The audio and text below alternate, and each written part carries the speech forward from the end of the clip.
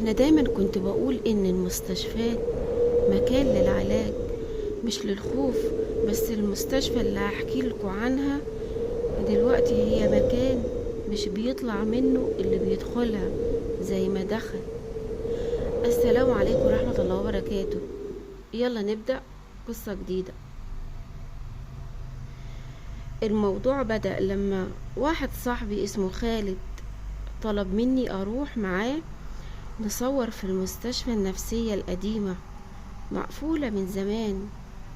قالي هنعمل فيديو مرعب وننزله على النت علشان يجيب مشاهدات الملايين، وانا كنت ساعتها محتاجة اي حاجة تشغلني. وصلنا بالليل حوالين المستشفى، كان في ضباب غريب، ريح بيزق الشجر بشكل مش مريح، والمبنى نفسه الله اكبر عليه ضخم جدا، شبابيكه مكسرة والحيطان كلها سودة من الرطوبة. دخلنا من الباب الخلفي وكان معانا كشافين.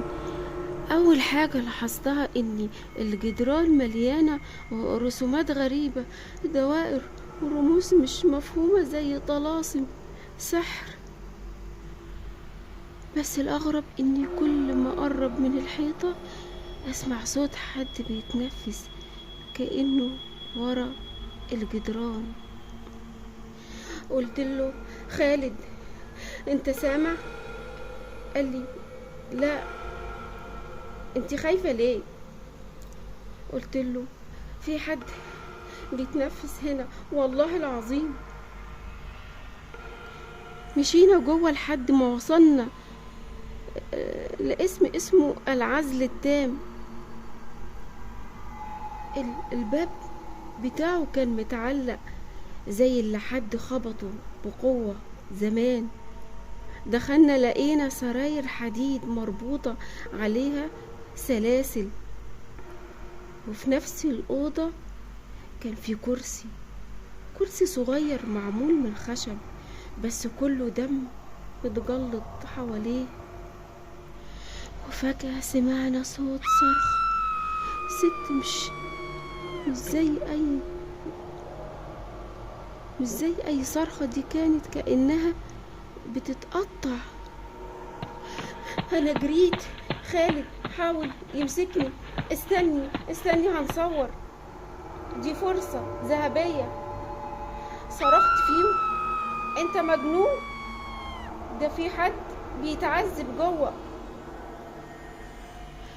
بس قبل ما نتحرك لقينا الباب بيقفل لوحده واصوات ضحك تعلى حوالينا. الكشاف وقع من ايدي واتكسر، فقلت ادور برجلي في الضلمة. حسيت بايد لمست وش حد، وش ساقع وجلده مش جلد بني ادم. نور خفيف جه من اخر الطريق. لقيت خالد واقف هناك بس عينيه كلها سودة، وقال لي بصوت مش صوته خلاص انت بقيتي مننا. جريت معرفش ازاي، وصلت لباب المستشفى وانا خارجة حسيت بحاجة بتشد شعري من ورا. اترميت على الارض، ولما رفعت وشي لقيت خالد بيضحك بصوت زي الخروف المجوح وبيقول هترجعي تاني، هتعيشي معانا هنا.